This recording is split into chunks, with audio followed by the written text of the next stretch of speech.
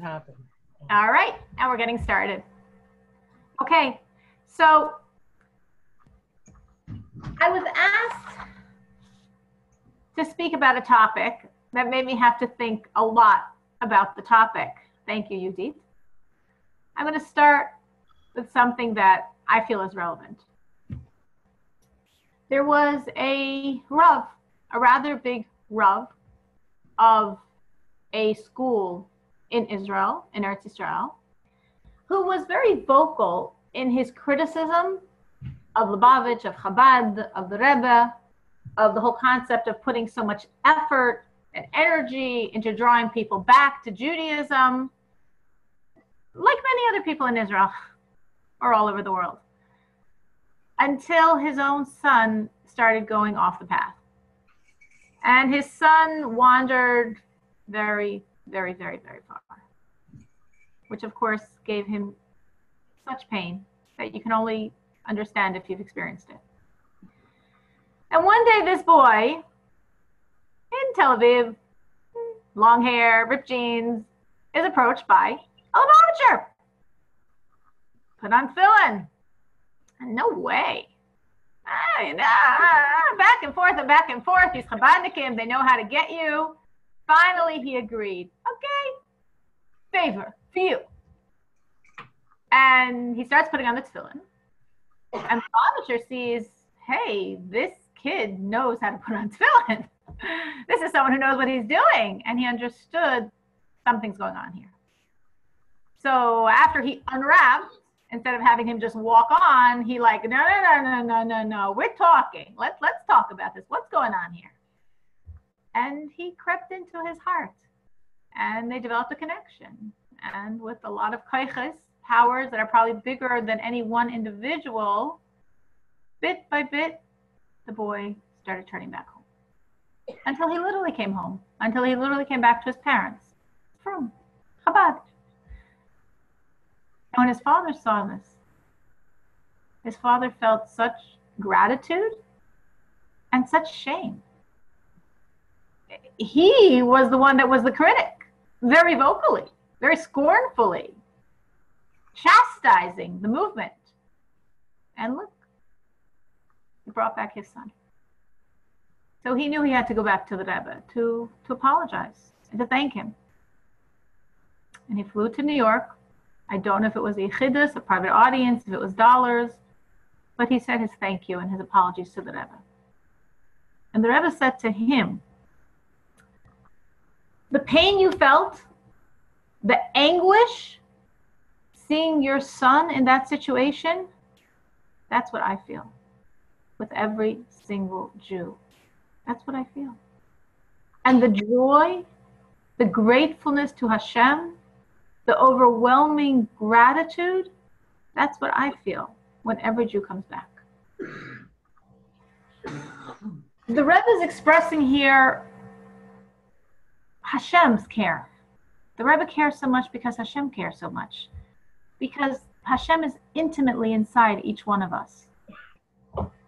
This message that Hashem is looking at us with such love, smiling at us with such warmth.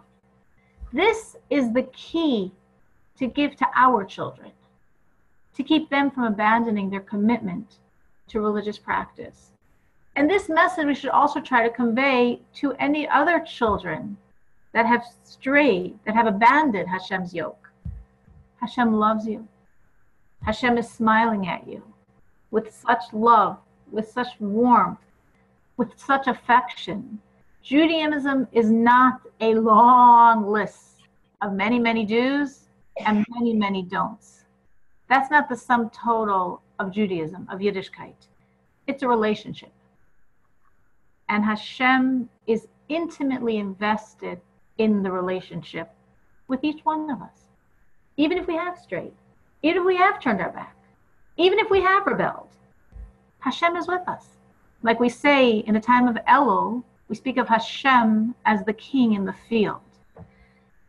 Hashem's not in his palace, up there in the heavens. Hashem is with us. He's in the field. He's in planet Earth. because he wants to be with us. Hashem is that close. Hashem's that accessible. Hashem's that loving. Hashem desires our relationship. David Chase, a famous supporter of Chabad, a famous philanthropist, once stopped contact with the shliach of the area where he lived in New Jersey. And after several weeks of no contact, he reached out and resumed the relationship as if nothing had ever happened. Later, the shliach asked Chase what happened. He told him, the Lubavitcher Rebbe asked me to do something, and I didn't do it. And as such, I felt, how can I continue my relationship with the Rebbe and his emissaries? It's hypocritical. I'm not listening. So what happened? Chase said, I realized I'd rather be a rebellious child than an orphan. Our children need to hear this message. Even if you're rebellious, you're still Hashem's child. He's never going to abandon you. You're not orphaned. Don't act as if you're orphaned. Don't assume you're orphaned. You're not. He's your loving father. Turn around. You'll see him with you in the field, smiling in your direction. And we all know the horrors. We know the pains. Sometimes a person goes through something that so shakes them that their whole Judaism shatters. There's a soldier in Israel in one of the wars. Levi might have been his name. And at one point he tells, he was with troops that were completely surrounded by Arabs. Completely. Impossible situation. Suicide, surrender, there's no other choice. And they were going to surrender because what else could they do? And one soldier got up. One soldier, a soldier, common soldier from the ranks, a religious soldier, one of the guys, and he started speaking to the group. There's a very small group here, and a lot of Arabs. And he starts speaking to them and inspiring them and self-sacrifice, and we can't give in, and we're going to give our lives to God. And he so inspired them that they, oh, that's it. That's it. We're going to fight to the end. We're going to fight to the last man. We're not going to give in. We will die for God. And they went out to do that. And Hashem made a tremendous miracle. And this small group of soldiers routed all of the Arabs that were surrounding them. And all of the Arabs literally ran away. And they won. And there was one casualty. Only one person died from the Jews. Who was the one person that died? That soldier. The one that inspired all of them to fight. And Levi, who was not religious, and when this soldier was speaking, he also felt like, yeah, it's all in God's hands. And he made a commitment to God. He said, if we survive, I will put on tefillin daily.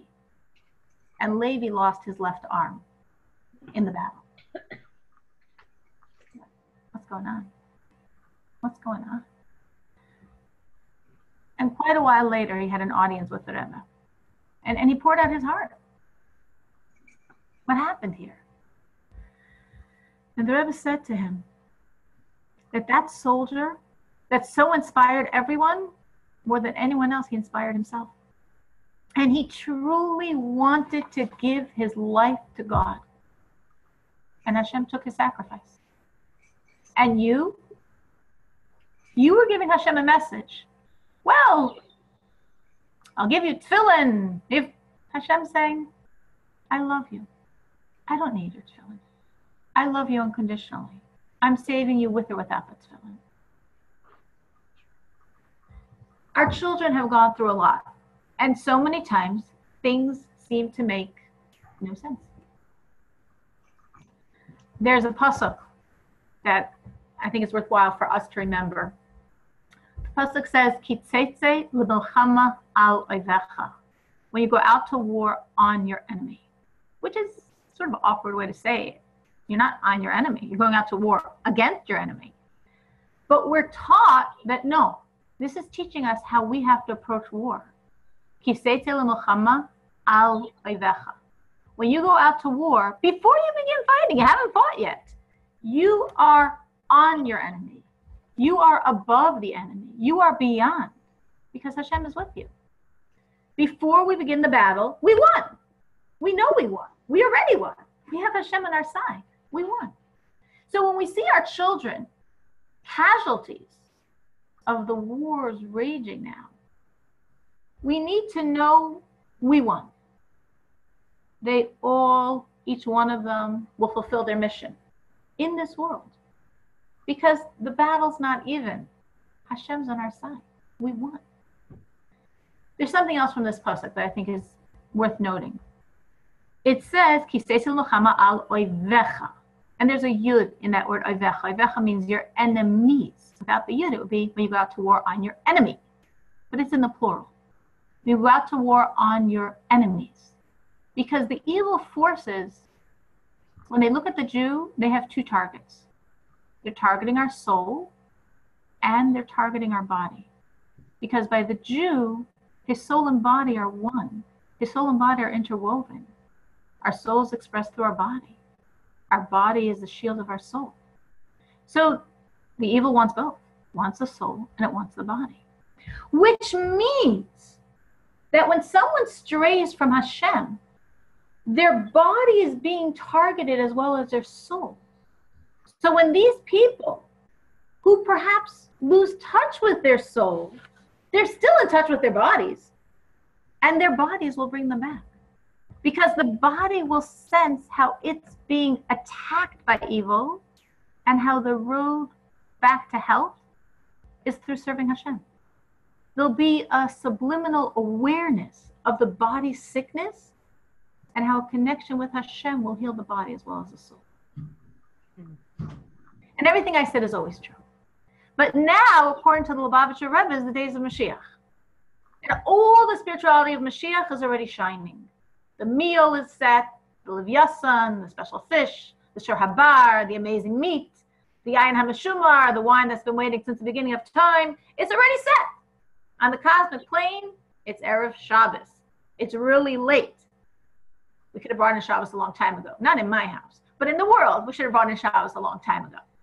So how do we understand someone leaving Hashem when we're in the days of Mashiach and all that energy is shining? Shabbos Parshas Tazria Mitzvah of 1991, the Rebbe addresses these issues. He addresses the issues of understanding evil, especially understanding evil today.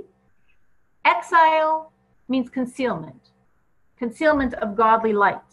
And especially at the end of exile, that light has become so darkened, we say it's doubly dark, which means it's so dark, we don't even call it dark anymore. We think that darkness is light. But the ability to appear so dark is a manifestation of its enormously sublime source. These are extraordinary, godly lights. Lights so high, beyond being revealed in vessels, beyond being revealed at all. These lights are beyond revelation. It says in Tehillim, he places darkness as his concealment. We're talking here about Hashem. The lights are so intense, they're too high to be placed in a vehicle that can contain them and allow them to shine. Instead, they're diffused. They can't give light that creation can receive. In their source above, high, in spiritual planes, there's nothing negative. It's God's concealment. In other words, it's such a high level, it's akin to the moon. When the moon is in closest proximity with the sun, you don't see the moon at all. When it's away from the sun, you see it. The further away, the more you see it. But when its orbit so close right next to the sun, you can't see it at all. It's in a space of darkness because it's so one with the light. So these lights are so high. They're so close to Hashem himself. They shine as darkness. Darkness. In the presence of Hashem's overwhelming presence, there's nothing but him. There's no light. It's all him. So what is the light? The light is expressed as darkness. So above, this is enormous godliness. But from these unchanneled, because they're too high to be channeled, non-shining, because they're too close to Hashem to be shining, lights, these unchanneled, non-shining lights, when they come down, it evolves into literal concealment, into literal darkness. And from that darkness emanates all evil, all negativity, all the blackness of exile, of wickedness, of sinfulness, of corruption. Lights not contained in vessels equals evil. That's what we're looking at. Evil, lights not contained in vessels. Very high lights, not contained in vessels. Very powerful evil. In ourself, I want to give a few examples because I know what I just said was very deep and I didn't see any questions posted. I didn't see anyone asking any questions and I can't see anyone's face besides you, who's smiling right now. So I have no clue. You could be sleeping on me. I have no clue. If you're texting, I don't know. But I want to give a few examples because I want you to really understand this concept. So a simple example, our sages say that lights without vessels equals evil. You have a very inspired davening. That's very good. It's admirable that you had so much time to daven. And you tried and you did a great job. Now, our sages say that after you daven, you're supposed to go learn Torah from one mitzvah to another mitzvah. And the Torah is the container. It's the channel of all that light of the davening. But you don't have time, please. I mean, it's amazing you davened. And you davened really well. No, it's an amazing davening. You're completely inspired. So you don't go learn. You run and do the million errands that were waiting for you as soon as you finish davening. Our sages say, whoa, we have a problem. You davened with intensity, with fervor, with passion, and you didn't go learn Torah, and you fell into the world. This is a big problem. This davening is now going to be the source of ego and pride, the source of negativity. You davened beautifully, and you didn't learn, and we've got a big problem because you drew down enormous light, and you didn't channel it. That's the sage's example. It applies in any other situation. You go to a gathering, you go to a lecture, you leave inspired, and you do nothing with the inspiration. Well, all that energy is now feeding something, but not something good, because it's not channeled. Channeled means there's a new resolution you took on. There's a new stretch you're now going to do with this extra energy. But you just left inspired and then went back into your regular routine. The problem. After Tishrei, right? You have the whole cycle, Elul, the whole month to prepare, Rosh Hashanah, and the make Shuvah, and Yom Kippur, and the 4 days, and Sukkot, and Shminat Atzeres, and Simchas Torah. So much inspiration. So many spiritually high moments. Our suitcases are overflowing with a year's worth of joy, of positivity, of godliness. But only if we take on a new behavior to contain that energy. Otherwise, it's a lot of energy not going to go in a good direction. That's what happens. And we could look at this also on the global plane. The 6-Day War. The 6-Day War was a string of miracles. 6 days of miracles, miracles, miracles, miracles, miracles. Hashem exposed himself for everyone to see. And after that, many, many people took those lights and put them in the vessels of Torah and mitzvahs. Many people returned to Hashem during, and after the 6-Day War, but not all. And if someone saw those miracles, experienced Hashem's revelation of self, and didn't take on a channel to contain it, didn't take on more good deeds, didn't take on mitzvahs, actually seeing all that led to more negativity. You were exposed to so much light and you didn't channel it, that light is going to go and bring you not to a good place. That's how it works. So unchanneled lights is something we need to be aware of. But is the news that evil is enormous godly lights unchanneled? Is that good news or is that bad news? What I'm telling you is good news. Evil is enormously high, enormously godly, unchanneled lights. And that's good news. Why is that good news? Because what we're saying here is that the source of evil is extremely godly energy, higher than revelation. And even after their evolution below, to concealment, to darkness, to evil, it's still in its source godliness, enormously high godliness, enormously powerful godliness. The whole evil is the outward facade. It's what you see on the outside, what you would touch. It's not it. The source of it is Hashem's intense energies. So what's the rectification? It's all godliness. It's godliness right now, even though it's manifesting itself as enormous evil. So what's the rectification? The rectification is revelation of the true energy of exile. We don't need to nullify exile. We don't actually want to nullify exile. We don't need to create something new. We don't want to create something new. We need to transform exile to redemption. That's what we need to do, because the exile itself is the matter of redemption. So we're drawing the Aleph, representing Hashem, who's referred to as Alufo Shel Olam, the ultimate master and chief of the world. We're transforming exile to redemption, because in the Hebrew, exile is the word goyla. Redemption is the word geula. The difference between goyla and geula, if you had it spelled out, is one letter, an aleph. Goyla and one more letter, aleph, equals the word geula. Exile plus the aleph of Hashem's presence means geula, redemption. Redemption is gola, is exile, seeing Hashem in it. That's what we need.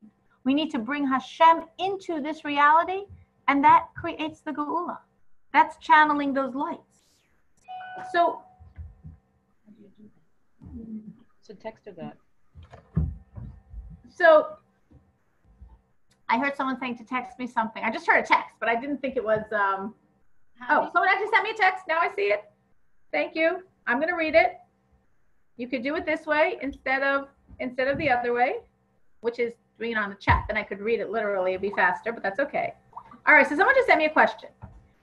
I'll read the question, assuming that not everyone knows her question. So are you saying that the splinters of light after the Chet, Tikkun Olam, is in channeled godly light? The splinters of light are unchanneled. I'm not saying they're channeled, they're unchanneled. Those splinters, what you're referring to, are the shards of the vessels of the spiritual plane called Tohu, chaos.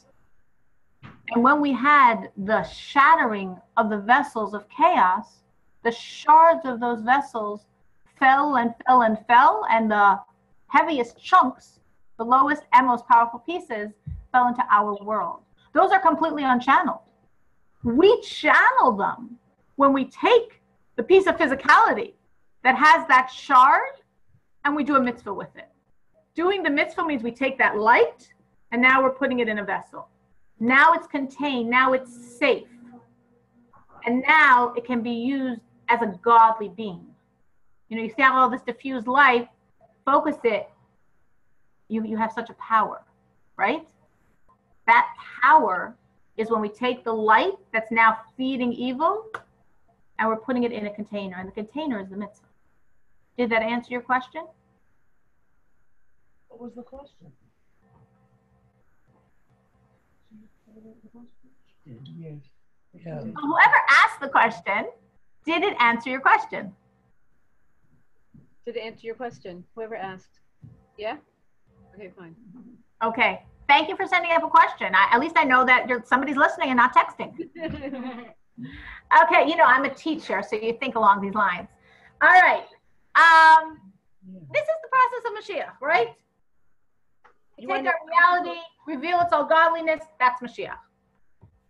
So we're talking here, and I know I'm saying very, very deep ideas, but to a certain degree, you've probably heard them. To a certain degree, it's a different twist. It's very deep. More Lamaisa. Lamaisa, you know. More yeah. examples. Okay. I'm going to get Lamaisa because this is the Maisa of what the Rebbe wants from us, how we do it. So this is the deep Hasidic answer to the question. But this deep Hasidic answer is very practical. We're going to get practical, but I first want to give you the philosophy of it. I want you to understand why the dynamics, not just, I'm going to give you in 5 minutes what you should do. I want you to understand why it works. Okay, I see another text. Sorry. I'm just looking. Yes, we can definitely connect this to Hanukkah. And the oil, yes, whoever just sent that up with Hanukkah is definitely a very good connection. So between Yud Tes Kislev and Hanukkah, you got a lot of godliness going on, and it's all the same theme. Yud Tes Kislev and Hanukkah are not coincidentally so close to each other. Okay, so supernal lights that transcend revelation, a very high, sublime form of darkness through our divine service. These lights that can't get into vessels are drawn into vessels, and then they're revealed as healthy, positive, enormous godliness that they really are. Now, we don't always understand this, meaning someone just said, of course, I have no clue who's talking, like, I want it to be practical. So I want you to understand this, because practically our eyes don't see this, meaning we don't see the dynamics I just explained. We see people doing mitzvahs, that we can see. We can see things change because people do mitzvahs, that we can also see. We can make the connection and say, oh, this person did a mitzvah, this great thing happened, I bet the mitzvah caused it to happen. The mitzvah gave a merit, and therefore this good thing happened. That we could see, that makes sense in our world. But that's a very external relationship. This is the merit for this transformation to happen. But underneath the surface, what's really happening is that the mitzvah acts as a vessel, and it draws in the energy that's loose, unchanneled, feeding evil. And when the evil loses some of its power to the godliness, to the godly channel, it crumples. Just 1 second. Okay, hopefully that will keep it a little quieter in the background. I chose to sit here, but all right, I want to tell you a story. It's a very special story. It's a true story. It's really a story within a story within a story. There are 3 stories all enmeshed. I'm just going to say one, the core one. So if you've heard it, you might think I'm missing the other parts. I just want to get to the appropriate, relevant to us point.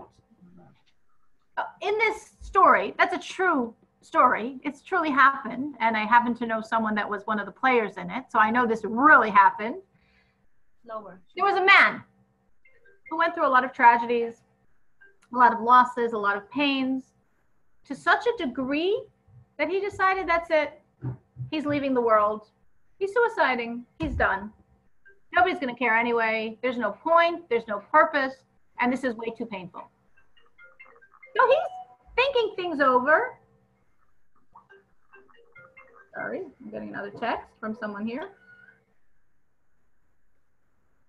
So he's thinking things over, and he's a very calculated person. He plans the whole thing out, how he's going to do it, where he's going to do it, what's going to be. And then he realizes there's one loose end. The one loose end is his daughter. He does have a daughter, and she'll probably be in a lot of pain. But what can he do? I mean, he can't stay around just for her. But he feels bad to just leave his daughter like that. So in his plans, he says he's going to have a really nice outing with her. A really good time be had by both of them. So when he goes, she'll have the, sorry, that's my end. She'll have the, I'm going to stop that for 1 second because I think this is very interrupting.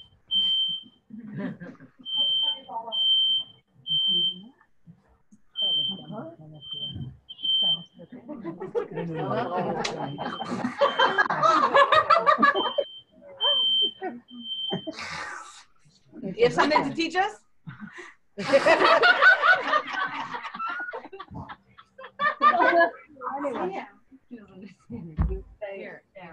How old are you? I don't know. You can teach. Do you want to teach? Yeah. Kids got big. Okay, we'll try to keep going. If not, I'm going to move to a different place. Hopefully, it will soon pass. My children were cooking in the background. Okay, I'm getting back to my story. You had a commercial break. I'm going back to the story. So, in this story, which is a true incident that happened in someone's life in a very pivotal moment, he decides he's done, he's leaving, and he has a daughter, and he wants to have a nice time with her one more time. So afterwards, she'll be able to remember something positive. And again, being a very calculating person, you're thinking, where do we go? I don't want to see anyone. I don't want to see anyone I know. I don't want to talk to anyone. I don't want to have any social chit chat. I just want to focus on her, and then that's it. We're done. I'm done. So he finds a mall where he lived in California that was abandoned. There was a movie theater, and that was it. Nobody ever went there. You went in for the movie, you went out, done. Perfect. He makes a date with his daughter.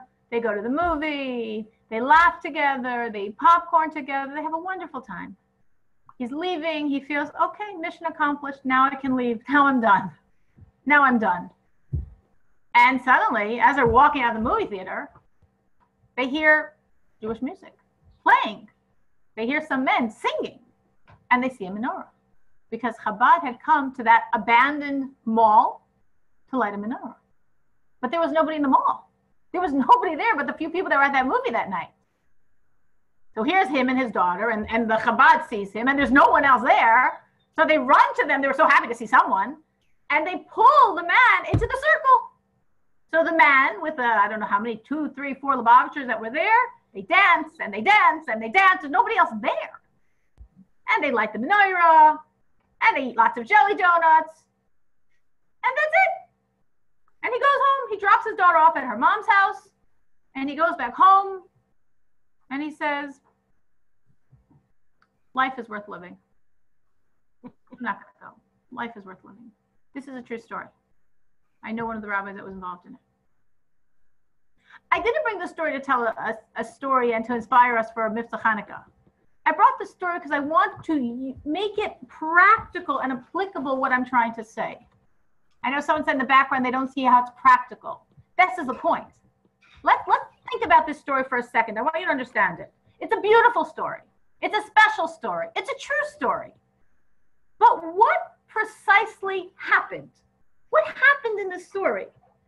You dance, you eat donuts, and you transform from literally death to life? Now suddenly life is worth living and it wasn't worth living before? A few donuts later, it's worth living? What happened? This is exactly the point I'm trying to explain to you. What happened was the dynamics that we're discussing. There was evil here. There was enormous evil that was gripping this man. But that evil, in its core, was fueled by enormous godliness. That's what evil is in the world. Evil is enormous, unchanneled godliness.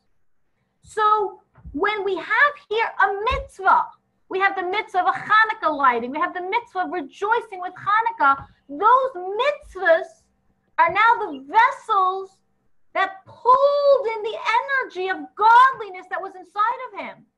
And when the godliness got pulled into those vessels, the evil fizzled out from death to life.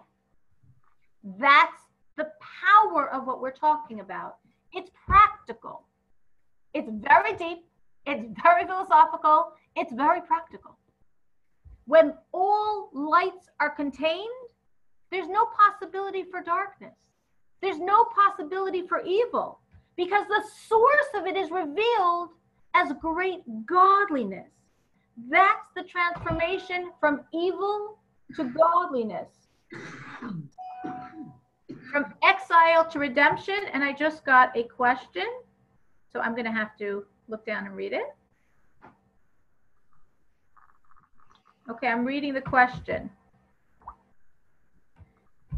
Then how do you explain Sur Meira V'asei Tov? I think what's meant by this, I'll think what was meant by this is, what I'm saying is, the more lights you channel by the mitzvahs you do, the more we're transforming the evil. So I think the question is being asked, if that's true, why do we focus on turning away from evil? We should just focus on doing good and do more good and do more good and do more good and channel more and channel more and channel more, and the evil will take care of itself. I assume that's the question. It's a great question. There's a lot of answers to that. I will try to give you an answer briefly. If you're not satisfied, tell me. I mean, I could say more. The basic point is, and this is, by the way, a very deep thing that I think about every once in a while. Ultimately, what's important is doing good. Evil is going out of business. When Mashiach comes, there is no evil anymore. So why do we need to focus on taking away evil? Evil's going to be gone. Focus on doing more good. So there's a lot of truth to that. And that's definitely the approach of Chabad. I'll say a little story that I know personally, because this happened with, the person that this happened with told the story to my husband. So I was told this by the person, by my husband, who was told it by the person that this happened to. So anyway, I'm sure you've heard of the great Hafgana, like the great demonstration, the great gathering they had anti-internet a few years ago in New York. Big gathering, lots of speakers, lots of momentum to teach people of the dangers of internet.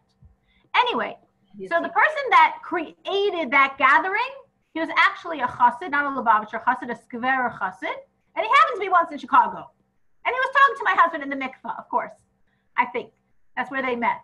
And he sees my husband's Lubavitcher, and he said, oh, you know, he has a story with the Lubavitcher Rebbe. You see Lubavitcher, you tell your Rebbe story. So what was his Rebbe story? He said that he had this conception, this idea, that he wanted to make this big gathering, this big demonstration, anti-internet. And one night, I guess he's a businessman, he travels, he was sleeping in a Chabad house. He's in a Chabad house, and suddenly, the Lubavitcher Rebbe comes to him in a dream.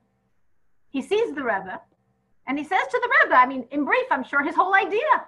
And he said to the Rebbe, Rebbe, will you support me? Will you promote or support this idea? And the Rebbe said to him, this is what he told my husband. In his dream, the Rebbe said to him, my approach is focusing on adding in goodness, but you'll find many other people to help you in turning away from evil. So definitely, I agree with you. Our general approach is aseh tov. Add another mitzvah, add another mitzvah, add another mitzvah. That's the Rebbe's approach. That's our approach. Bringing more godliness, channel those lights, transform the world with more good. But our sages did say, I mean, it's a pasuk, sormei rava aseh tov. And the reason for that is, if you're so in the evil, you lost your ability to discern and appreciate good. If you live off corn chips and someone takes you to a French restaurant, you would find the food really bad because this is food. Food is corn chips. So when we're immersed in evil, yes, you're right. It's more practical to add a lot of good, but you lose the sensitivity. So we have to pull out of the evil to appreciate and add the good. The metaphor usually brought for it is, it's not my original metaphor, is if you have a house that's dirty, you're not going to just take lots of gorgeous furniture and put it in this dirty house. You're going to clean out the dirt and then bring in the furniture. So our main focus is adding in good, but we want to get rid of the cobwebs first so they don't touch onto the furniture. Okay. So again, I don't know if you send me something, I have to go through my whole thing. Okay. So I want to be practical because at the moment, I got another message. Just 1 second. Okay. Sorry. I have to go through all my codes. It'd be easier sometimes, I think, for someone just to say it orally. But then where does the nachash come into play? How is it an unchanneled vessel of godly light? Oh, that's such an interesting question. By the way, again, if you don't mind, It's probably faster for you to say the questions out loud because I have to like go through like my codes so I can actually read something. So the question was, how do we understand the Nachash? So the Nachash was, in essence, Nachash worked for God. The Nachash is the first version of your friendly neighborhood Yetzer Hara. He was the absolute embodiment of it. Your Yetzer Hara is an angel. I always think he got a really bad, miserable job, this angel called the Yetzer Hara. But your Yetzer Hara is an angel. There's no opposing force. It's not like, this is not Christianity. You know, in Christianity, you've got the forces of godliness, you've got the force of evil, and we got the conflict. That's not Judaism. In Yiddishkeit, in Judaism, there's God. And everything that exists is a manifestation of God's energies, including all forces of evil. That's exactly what I'm trying to say. So your Yetzer Hara, and the Nachash being the embodiment, the primordial embodiment of your Yetzer Hara, is a servant of Hashem, is an angel, is something sent to this world with a mission for us, of course, to overcome. Our sages say the Yetzer Hara is the Satan, is the Malach HaMaves, the angel of death. It's all the same guy, just wearing different hats. Your Yetzer Hara, the Nachash, the Satan, it's all the same thing. It's an angel of Hashem. It's a force of evil that is in its source enormous godly energy. Absolutely. And how do we transform that godly energy? By winning the battle. But we're going to, because we're al Oivecha. We start off on top. Before we start off, we're on top. We won before we started. It's a long process, but we know we won. It helps the process. So I want to get very practical because I want you to walk away and do this. Then it's worth the time spent and the efforts that went into tonight as if people go away and they're going to do something different. So I want you to know what you have to do. So why is it, bottom line, why is our service powerful enough to channel these lights? These are lights too high to be channeled. Sounds very deep and philosophical and spiritual. It is. But we are going to channel them when we do a mitzvah. Why? How do we channel them? Now, to do that mitzvah, to serve at all, we need a lot of self-nullification. We need a lot of self-sacrifice. That's what flavors our service, and especially in Galus, especially in exile, we feed off of nullifying ourselves to God and sacrificing for God. And those two powers, nullification and self-sacrifice, they emanate from the deepest level within our soul. That level is called Yechida. Yechida, our Yechida, is bound up with a level of Hashem beyond any of the normal levels. It's called by Hashem Yachid. I have a Yechida, which pulls on Hashem's Yachid higher than all of creation. How do I access my Yechida? When I act with self-sacrifice, when I act with self-nullification. That's expressing my Yechida. And when my Yechida comes forth, this pulls and draws down Hashem's Yachid, which is a level of Hashem beyond all the normative levels that normally doesn't shine because it's beyond all the levels, so it's not shining. But my Yechida pulls it out. When that Yachid is pulled out, sorry if this is like, you can ask me questions. There's the two forces we always have. We call them Kabbalistically Ratzu and Shuv. Racing toward God and coming back down and channeling yourself on planet Earth. In our perspective, in this discussion, enormous lights, that's the Ratzu, the racing toward God, and Shuv, the vessels, come back down to planet Earth. Do another mitzvah. Ratzu and Shuv. And Ratzu and Shuv don't work together. This is going up and this is going down and this is very powerful and this is very contained. The two like don't coexist. If you think about it, the term that I've been saying throughout this talk, putting lights in vessels, makes absolutely no sense. Lights can't go in vessels. Lights, by definition, are more powerful than vessels. That's why this is called light and this is called vessel. So if the light is more powerful than the vessel, how does a vessel ever contain a light? This is how. This is deep, this is philosophical, but this is the truth. When you do an act with self-nullification, with self-sacrifice. Your Yechida is shining.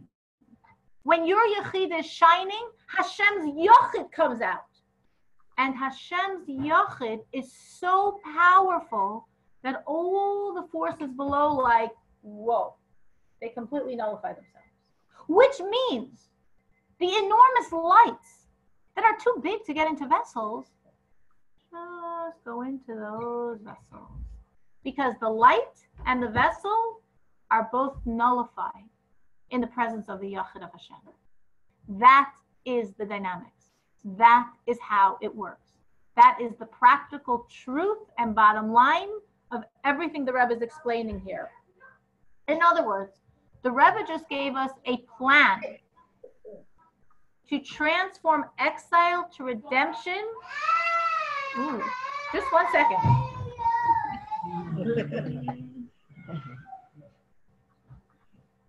You have to go? Okay, fine. Okay, fine. Okay. This whole thing is being videotaped. That's okay. I'm sorry, I made a cosmic error. I said, you know what? Let me do it here. It'll be easier than locked away in a room somewhere. Next time I'll lock myself in a room. That's what I usually do. So, Last time. okay, questions? I hear some people in the background. If you have a question for me, let me hear it.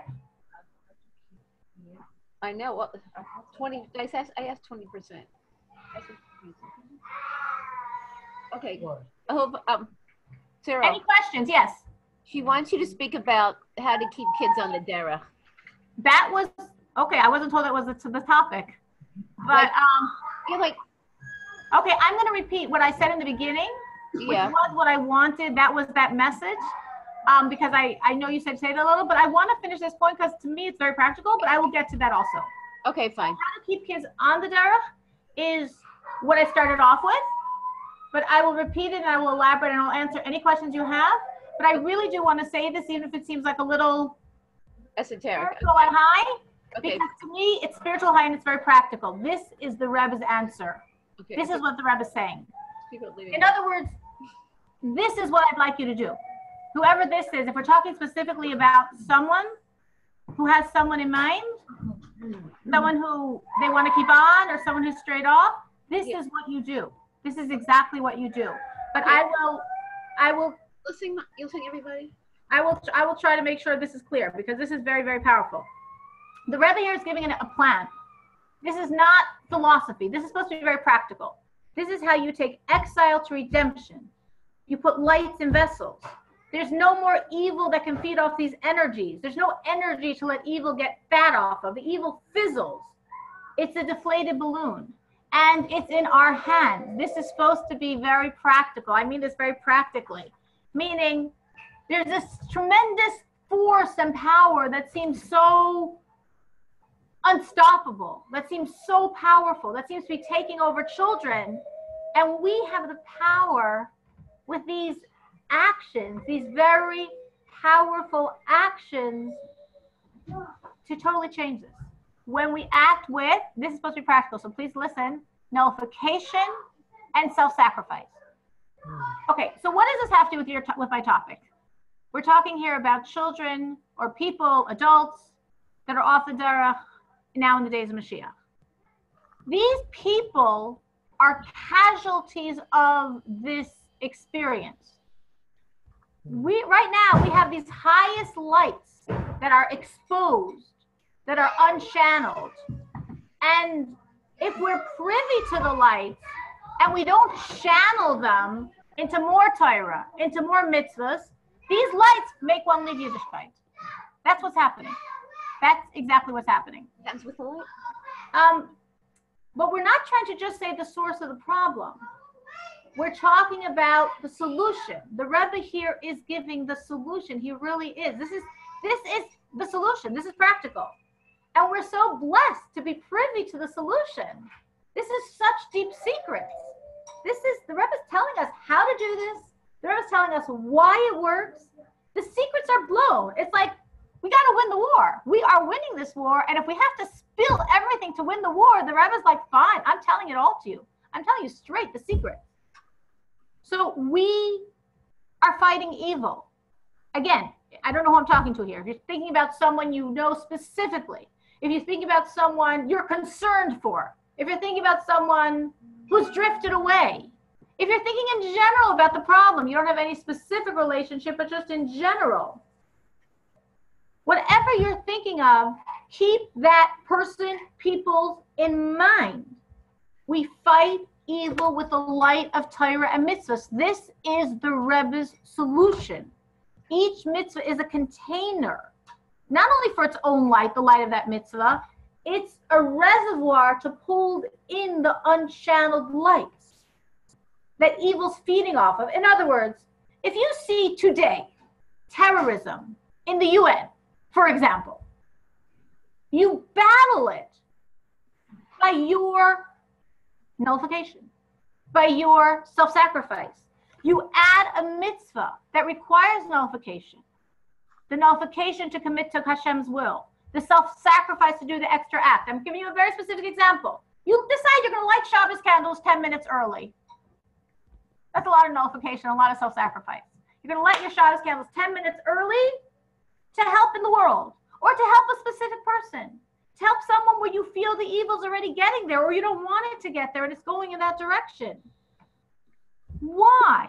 Because I formed a vessel flavored with nullification, a vessel of self-sacrifice. I accessed my yechida. This elicits Hashem's yachid to shine. So now we have the nullification of the unchanneled lights and of my vessels, and they're both nullified before the yachid of Hashem, the lights entering the vessels. So my extra stretch, yes, it's a stretch. If it's not a stretch, it doesn't count. Because the whole idea is self-sacrifice. So it's a stretch. I found a way to stretch. I found a new mitzvah to do that I wasn't doing, that I didn't think I was up to. But I'm stretching. I'm self-sacrificing. I'm nullifying myself. I'm doing the extra mitzvah. I'm enhancing the mitzvahs that I currently do. This is the Rebbe's practical solution. The Rebbe says now those lights that are running wild, now they're going to be contained. They're no longer wild. They're godly, positive energies. So it means if somebody has a child going off the deck to do more mitzvah. I think I heard someone in the background, I'm going to repeat what they heard. I appreciate that you said it instead of me right now. I think someone sent me a text, and if I have to, so you said if someone sees a child going off the derech, should they do more mitzvahs? Was that the comment? What the Rebbe is saying here is, I want to be very clear. The Rebbe is saying the mitzvah has to be flavored with two things. It has to be a mitzvah that's expressing bitul, self-nullification, and mesirat nefesh, and self-sacrifice. If you do the mitzvah without the nullification, the self-sacrifice, like let's think back to that story I told about Hanukkah. I mean, I didn't elaborate on it too much. I was trying to move. But just think of how the Lubavitchers felt. They come to a mall. There's nobody there. They realize, oh, that was really not smart of us. We should have checked out this mall. It's a mall that doesn't exist. But they set up the menorah anyway. They're going to dance anyway. They're going to bring joy anyway. There's one guy that shows up. You can say, oh, hi, have a donut, bye. No, they had bitul. They had mesiras nefesh. They said, this is it. He's who we're here for. So that mitzvah they did was really with bitul and mesiras nefesh. And that's why it had such power to pull the lights that was the source of the evil that was destroying him. So if you see someone that you love or that you care about who's gone off or going off or could go off, add the mitzvah that forces your mesirat nefesh. That is an act of self-sacrifice for you. You have to find what is the thing I don't want to do. That's what I'm going to do. I have a Makurav of ours. This isn't in terms of this, but it's the same concept. He's a Makurav of ours, and he was diagnosed with stage 4 cancer. And he lives right across the street from me. And he was in a very, very, very bad situation. And I'm not going to go into all the details, and there's a lot to talk about in his situation, but I'm just going to go to the bottom line I want to bring out here. Anyway, he had a tremendous, tremendous miracle with the Rebbe. He went to the oil, he had a tremendous miracle. The cancer left his body. He texted me. I get a text from him. The cancer is gone. I think he's guy's gone crazy. He has stage 4 cancer. I see him. He's gone. The cancer's gone. It all literally left his body. Anyway, the point I want to say is this. After it left, he wanted to do something to thank Hashem and to thank the Rebbe. And what did he decide to do? He grew a beard. Now, he's not completely frum, but he grew a beard. So I was like, oh, that's so nice. His name is Pinchas. We call him Pinchas. Pinchas, the beard, like so great. He said, no, I want to tell you why did I grow a beard? He's from Iraq. He said, I hate beards. He said, every beard reminds me of a Muslim. I hate the Muslims and I hate beards. And that's why I grew a beard. I wanted to give Hashem that present. This is only about Hashem. I hate beards. And it was such a powerful thing. He's a fairly simple person, but it was so deep and true what he was saying. He found the gift to give Hashem without having learned this talk. That was his Mesirat Nefesh. For him, that beard respects everything he didn't want to do, and he did it. It was his gift to Hashem, his gift to the Rebbe. So each one of us. Tsyrl, she can't. So it has to be out of your comfort box. Absolutely. It's a stretch. It's a big stretch. It's a stretch of Mesiras Nefesh, of self-sacrifice. It's a stretch of bitul. Those are the two keys that unlock this energy. Now, there are other things I could tell you as well. I mean, I had another idea I want to bring out, and I could say some other ideas that also work, but focusing on this talk of the Rebbe, because to me this was so powerfully exactly what I thought was the topic of nowadays, and how could there this be, and how do we, what's going on? It's bitul and Mesiras Nefesh, self-sacrifice and self-nullification in that act of the mitzvah. And that is going to pull the lights into a vessel. And then when the lights are in the vessel, the evil fizzled out. I mean, I was thinking of the example of communism, because it's such a powerful example of this concept. You think of communism. Communism was, I mean, I don't think I'm the only one in this room, this virtual room, old enough to remember, because I remember. It was the evil empire. It was a superpower of the world. And it just fell apart. It just fizzled. It just was gone. Made no sense. I lived through it. I know it made no sense.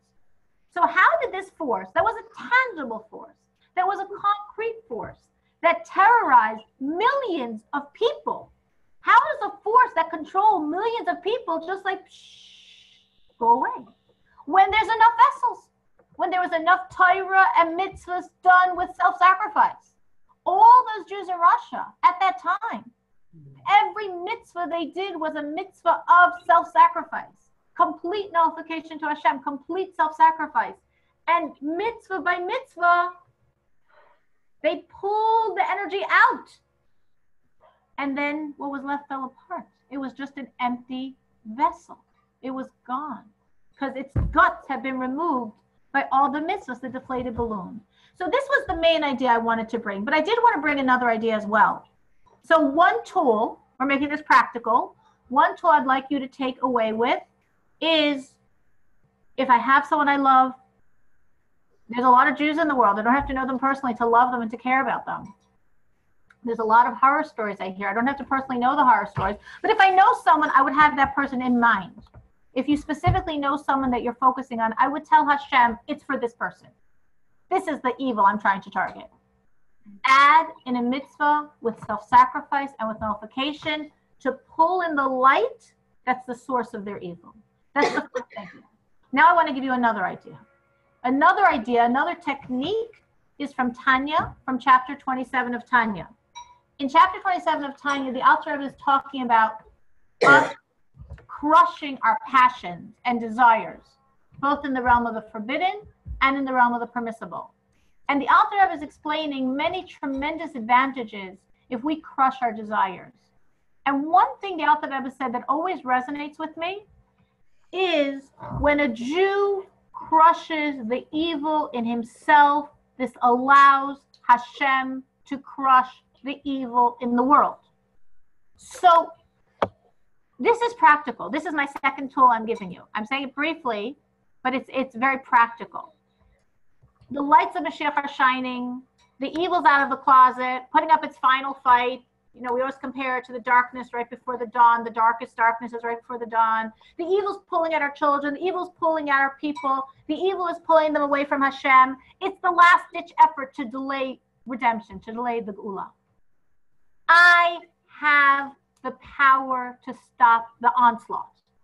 I can channel the lights feeding the evil by adding in these vessels with self-sacrifice and nullification. And I'm now giving you a second tool. I can crush the evil inside myself, which means, what's the difference between this thing and the thing I said before? The first idea is you think to yourself, what do I absolutely not want to do? What is the thing I always said to Hashem? No, not this. Adkan. This is what I'm not going to take on. That's what I'm going to do. That's the nullification. That's the self-sacrifice. That's the channel to contain the lights. That was my first concept. The second concept I'm saying is when you have a passion inside of yourself, a desire, a pleasure, it could be for something forbidden. I want to talk about someone. It could be for something permissible, but it's just too strong inside of me, like for chocolate. Crush it and give Hashem the message, I'm crushing this evil to allow you, Hashem, to crush evil in the world. It seems so ridiculous. I didn't mean it as a joke. So I'm not going to eat that chocolate and Hashem's going to remove the evil? Yes, because that chocolate is part of the pools that you're giving into and feeding when you eat the chocolate. And if you say, okay, Hashem, I like the chocolate, but I love this person more. And I need to help this person. And I need you to help this person. And for you to help this person, you need me. Oh, no. That sounds so ridiculous. Hashem needs me. Hashem needs me. Hashem needs me to crush the evil in myself, and then he will crush the evil in the world. So Hashem, take this sacrifice of mine, take this taiva, this pleasure that I'm crushing. I'm not going to gossip, or I'm not going to eat, or I'm whatever. We all have plenty. And now use this as your permission slip to crush the evil that's affecting a certain person in my life. That's a second technique. I wasn't planning on going into this, but I'm going to give you a third technique as well. Tsyrl, can you repeat what you just said? Yes. Because the computer started to slow down. The connection got briefly not good. Okay.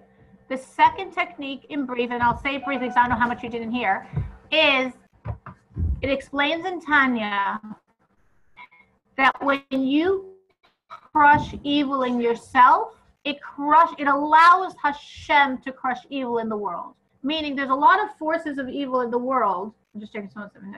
There's a lot of evil in the world that I have no ability to help. I have no ability. What can I do to stop this evil? The Alter Rebbe says you have enormous ability to stop evil. You have enormous ability to stop evil. Because when you crush the evil in yourself, this is giving Hashem the permission to do what only he can do and crush it in the world. So if you have, let's say, a specific person you're concerned with, or let's say globally, Klal Yisrael you're concerned with, when you take a pleasure of yours, a desire of yours, and you say to Hashem, have a conversation with him, he's listening. Say to Hashem, Hashem, I'm crushing a desire of mine. I am no longer going to allow myself to get angry, even when I didn't sleep and everyone's jumping at me and, the kids are off the wall. I still won't give in to that pleasure of mine. Or I won't allow myself to get stressed. Or I won't allow myself to speak sharply. Or I won't allow myself to gossip. I mean, we got lots of things we take pleasure in, some of them very interesting. When I crush that evil in myself, Hashem, you can crush it in the world. And I have a specific corner of the world that I want you to direct your efforts to. I have a specific person that I want you to direct your efforts to. And Hashem says, okay. Because Hashem wants to crush the evil. When I crush it in myself, he can crush it in the world. So that's a second tool. The first one, add in acts that express self-sacrifice. I do not want to do this. Right, that's the act you're looking to do now. And nullification. Perfect. I don't want to do this. It's nullification to do it and it's self-sacrifice to do it. Exactly what you want. And tell Hashem who it's directed for. Second tool, crush the evil in yourself.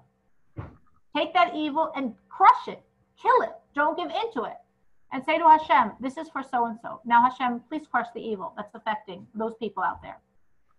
I'm going to throw in a third idea. It wasn't really part of this theme, but because you're asking for practical, something else that the Rebbe advises is when you see someone who's suffering in a certain way, who's grappling with a certain evil, this is very practical, and I advise this. I have a weekly class for women on the road to Yiddishkeit, women becoming Orthodox, and many of them have done this and have seen amazing, miraculous results. When you see someone that's struggling and you want to help them, take on a mitzvah in ideally the same area as their issue. A simple example. You see someone struggling with honesty. Take on an extra enhancement in honesty in yourself. You see someone struggling in tznius, in modesty in dress, modesty in relationships. Take on an enhancement of your own modesty. Well, my modesty is perfect. I mean, you can always get better, but it's perfect. Fine, it's perfect. But you want to improve, and what you do is you tell Hashem, put this in that person's bank account. This person's struggling with modesty. Take my enhancement in modesty or my additional acts of modesty and put it in, not for me. I don't want any credit for this. Give it to them. And I can say practically, because I have, as I'm saying, a number of women in my class that have done this with, generally for their own children, with enormous results, like unbelievable results. So I'm giving you three things here. The first, find that mitzvah you don't want to do and do it. Self-sacrifice and self-nullification to channel, to pull the energy into godly vessels so there won't be anything to feed the evil. 2, crush something in yourself and tell Hashem you want him to crush something in the world. 3, the freebie I just threw in, add in your own life in something parallel to what you see this person is going through. I also want to repeat what I said in the beginning, because someone asked, like, what's the message for your children? And I really tried to say that very strongly, but I guess I didn't say it strongly enough. The message that you need to give your children, that I need to give my children, that we need to give our children, that every one of us needs to give every Jewish child in the world, even if on their passport they don't seem like such children, is Hashem loves you so much. He's with you. There's an incident with someone who he was not from, but he still felt Jewish, very Jewish, and he fell into a relationship with a non-Jewish woman, and he was really torn because he really valued his Judaism, but whatever, well, what's he supposed to do here? I mean, this is the love of his life. Judaism is nice, but this is the love of his life. So he decides that's it. He's going to get married, but he felt bad about it. But what could he do? So anyway, he decided he's going to go to shul to say goodbye to God. So he goes into a synagogue, finds a synagogue. Where's God found? He goes to the ark. He opens up the Aron Kodesh, he opens up the ark, and he starts crying to Hashem. He felt bad, and he knew he was leaving Hashem, but what could he do? I mean, he's going to give up the girl, what could he do? Anyway, he's standing in front of an Aron Kodesh crying, and somebody walked in the shul. It was like a weekday, and somebody walks in, he sees someone standing and crying in front of an Aron Kodesh. He ran over to him. What can I do for you? What's going on? What happened? And the man's like, no, I don't want to talk about it. And he says, no, friendly, warm guy. They sit down, he pours out his heart. And the guy says to him, you need to see the Lubavitcher Rebbe. He's like, no, I don't need to see a rabbi. I know what I'm doing. I know it's wrong. But what can I do? I can't give her up. And what can I do? I have to give up God. The guy says, no, you need to see the Lubavitcher Rebbe.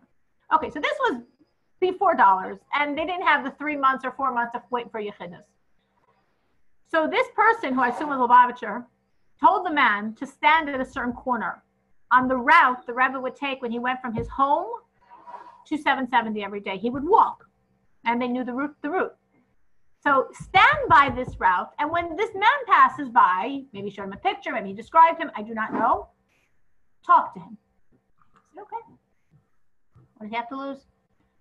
So he's sitting probably waiting the time. The Rebbe appears, and he starts talking to the Rebbe on the street corner.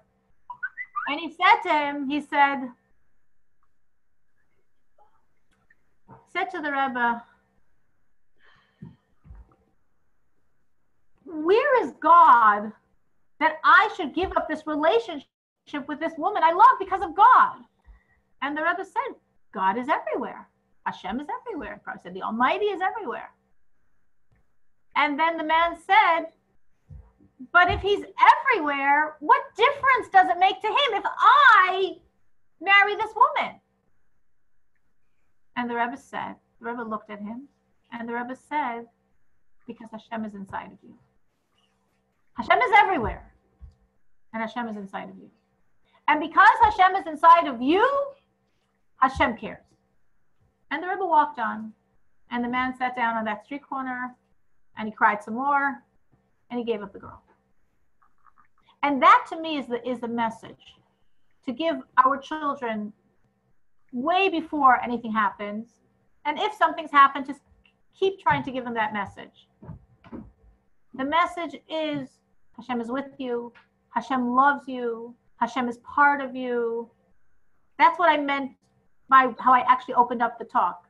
Those were the messages that I think you have to give any child who's not a child who's already off, a child who's on, a child who's firmly on, a child who's 100% on, and a child who thinks they're 100% off. It's the same message. Hashem is with us in the field. Hashem loves us. That's why I brought in the story with David Chase. I thought it was an unbelievable expression of this point. David Chase said, I'd rather be a rebellious child than an orphan. You're not orphaned. You're not orphaned. Hashem is never going to abandon you. We're never orphaned. Hashem is with us. And I think the more our children hear this, from when they're too young to fathom it, and from when they think they don't care about the message, never feel, oh, my kid's not interested. They roll their eyes. They turn their backs. They're like, oh, ma, again. Trust me, they hear every word you're saying. And the words you should consistently say to your children is, Hashem loves you. Hashem's with you. Hashem's inside of you. Hashem cares. Everything you do makes a difference to Hashem. Hashem's non-judgmental. He's with you no matter what you do. You know, that's what we say. Wherever you go, you're taking him with you. So go to good places. Because wherever you go, you're taking him with you. I think that is, to me, the core message every single Jew needs to understand. To hear it again and again and again and again, so they know no matter what they do, Hashem is always with them. And that's the rope that's keeping them. You know, there's like the cry of go home, go home, go home. And sometimes we hear it, sometimes we don't hear it. So we should merit that all of our children, every single Jew, should hear it. And our extra good deeds with self-sacrifice and self-nullification, our crushing the evil inside of ourselves to allow Hashem to crush it in the world, our adding specifically in those areas that the other person is challenged with, this is how we take those lights and how we move from Galus to Geula, from exile to redemption, and how we bring every child back home. So any questions? That was what I felt was what I wanted to say, plus a few extras I just threw in now. Any questions?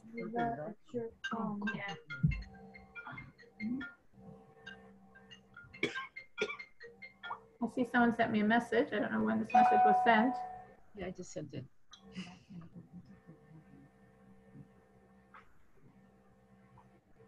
Okay.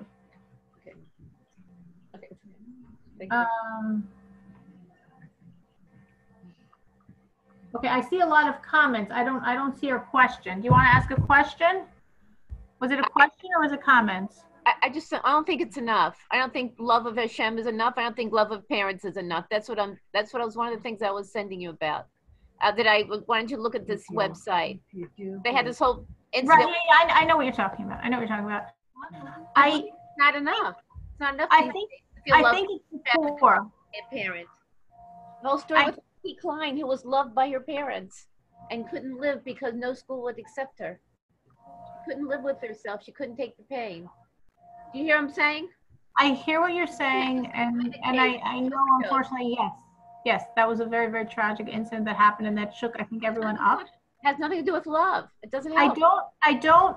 don't think, I think you're crossing wires, meaning what I'm talking about is keeping children close to Hashem and on the Derech. What you're talking about was not a off the Derech, on the Derech issue. It wasn't a girl that was off the Derech because she felt rejected. That wasn't the issue. The issue was she felt she couldn't live. Whatever she did to herself because she couldn't handle the rejection. It wasn't her relationship to Hashem that was the cause of it. It was her peers and her school and all the pressures because of her own thing. So it's a very important subject you're talking about, and that could be a different talk. What you're asking is, you did a totally different question.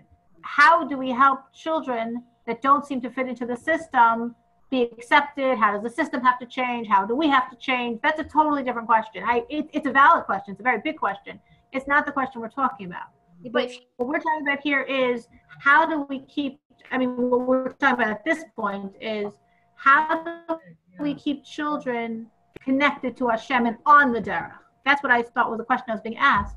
And I feel the strongest message for the child, the other things I was saying, the 3 points I was saying is what to do to repair damage, what to do to take away the evil that's gripping a child or gripping the world.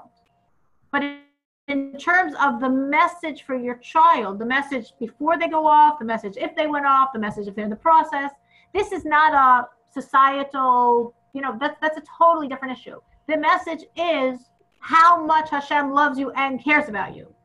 Hashem is smiling at you. Hashem loves you. Hashem is part of your life. The king in the field. That is the message. The king is in the field. That's not Elul. It's Kislev. It's freezing cold in Chicago. And Hashem is in the field with us in Chicago and Kislev. Because Hashem loves you.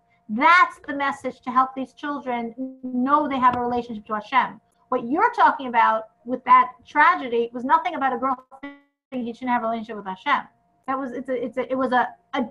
There's lots of colors and flavors of problems. That's a completely different one, which deserves a lot of time and attention. It's just not what we're talking about now. But listen, Tsyrl, if you have a strong enough relationship with Hashem, you should be able to withstand a thing like that. A child's not. Well, you're not going to judge someone else. You're not going to judge her situation. But what I'm saying is, if you're concerned about that phenomena, it's a different. I can give you a 30-second answer if you want, but it's not at all what we're talking about. So okay. Yes, does my answer address that situation? No, because we're not talking about this situation. But people go through. What we're talking about is how do we, and what I thought the question I was just asked was, how do we keep our kids connected and not off? And I feel, and that's why I opened up the talk with this, because I felt it was the first thing I wanted everyone to hear. The more you know your relationship to Hashem is personal. It's not the checklist. It's personal. Hashem loves you. Hashem cares about you. And if you do mitzvahs or you don't do mitzvahs, Hashem cares about you. Hashem is inside of you. That, I believe, is the strongest method every single one of us needs to know to keep us connected to Hashem no matter what we go through. Why did that not help this girl? That's a separate issue. But in general, yes, if you want to keep your child strong and connected to Hashem, keep hammering in that message many, many, many times every day. So it's a irrefutable truth in their life. Whatever they go through, whatever they encounter, they know that's the premise. Sometimes we have axioms, and if they seem threatened, we get very shaky, and then we have to revisit them. A friend told me last night, she has a special needs daughter who's now almost bas mitzvah. She'll be bas mitzvah the Shabbos. And she said that when she became from, she's a balas tshuva, and she said when she became from, the first message she took that was her axiom, the foundation of everything is, everything Hashem only gives you what you can handle. Hashem only gives you what you can handle. Everything in life I will be able to handle because Hashem gives me what I can handle. Fine. And she went through a lot of things in her life, like many of us, but she always knew I can handle it. I'm only given what I can handle. When this daughter was born 12 years ago, everything got very shaky because she didn't think she could handle it. She said, I can't, Hashem, you gave me something I can't handle. So it wasn't just the issue of the girl. It wasn't just the issue of how she could mother this child. It was her whole relationship to Hashem. It was her whole relationship to Hashem. her whole Yiddishkeit suddenly felt like, what? My whole Yiddishkeit, I know Hashem only gives what I can handle, and Hashem made a mistake here, because I can't handle this. And Baruch Hashem, over the process of her journey of 12 years, she came to a deeper place in herself and understood Hashem only gives what you can handle, and she is the right mother for this child. She's the right child for her, and she's the right mother for her. And it was a journey, and it's just a journey. So I think for all of us, if we inculcate the message, Hashem loves me, Hashem's with me, he's in the field, he's smiling at me, it's not like a cliche. It's a solid truth of my life. And sometimes I will feel, really? Hashem, you really love me after what you just did to me? I don't know about that. But if this is such a core truth, I'm going to search deeper and come away stronger and say, yes, Hashem, you do love me, even though this didn't feel like love. And sometimes we go through things that are very, very hard and don't feel like love at all. But if we dip inside of ourselves and say, I believe in you, Hashem, and I know you love me, then somehow I'm going to accept this as love. I had two friends in a class of mine. They each shared a story, very similar at point.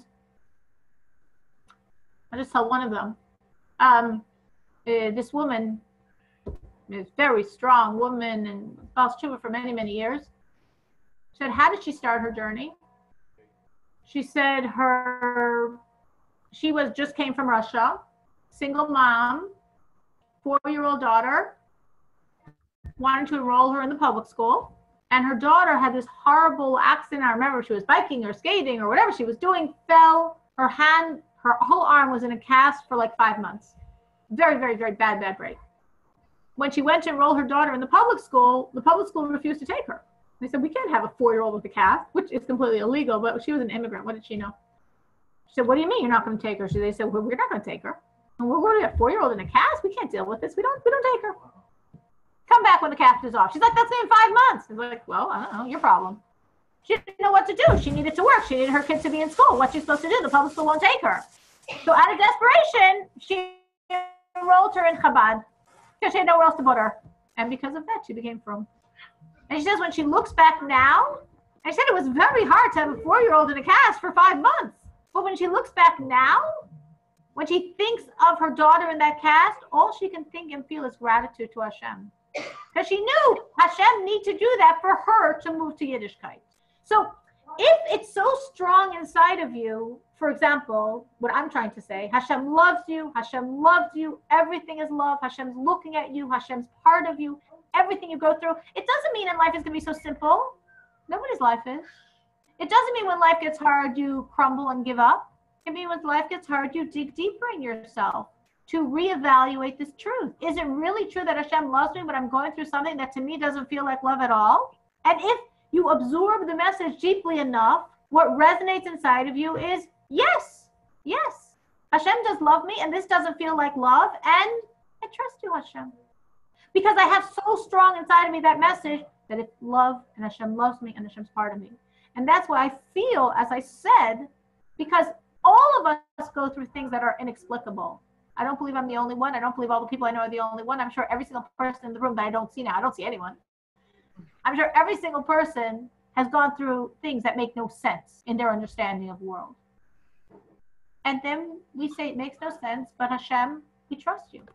It makes no sense, but Hashem, I believe in you. Why do I believe in you and trust you? Because that's so inside of me, it's so firm, it's so unshakable, that the fact that everything is falling apart around me, I can lose everything else. I'm not going to lose my Yiddishkeit. That's what we say. And the Rebbe Rayatz was in Eretz Yisrael in 1927, and he was visiting with Rav Kook, and Rav Kook was saying various miracles of the Rebbe Rashab. And the Rebbe Rayatz said, after Rav Kook finished remembering his miracles, the Rebbe Rayatz said, the greatest miracle of my father are the Hasidim. A Chassid is the greatest miracle of the Rebbe. Meaning, for us to have such belief and such love and such commitment, no matter what crazy thing goes on in our life, plenty goes on in our life, and we still stay strong, we're the miracles. We're the Rebbe's miracles. So we should be zeichenat for it to be so hard, for it to be straight, for it to be clear, for us to do our jobs. We know our three tools of tonight.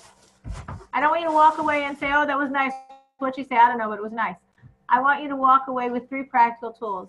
I want you to put lights in vessels by adding in specifically the mitzvahs you don't want to do with your self-sacrifice and your nullification to contain those lights, to crush inside yourself, to give Hashem the message to crush in the world, and specifically to add in those areas that someone you're thinking of needs extra help in. And for everyone that we have an impact on, for every child or adult, to keep resounding the same message, the truth. Hashem is with us. And as I said before, we're told, we should know al oivecha. We should know whatever it looks like to us, Hashem's on our side. It's not a fair fight, Baruch Hashem. We know we're the winners before we start because we're starting off with Hashem. And we should see it. We should see it very soon. Amen. Thank you so much, Tsyrl. Thank you. Absolutely, my pleasure. And I will send you this recording that she can figure out what she's going to do with. I'm going to send it to whoever else wants it. Thank you. I'll send it to everybody. Thank you. Hanukkah. Freilich and Hanukkah.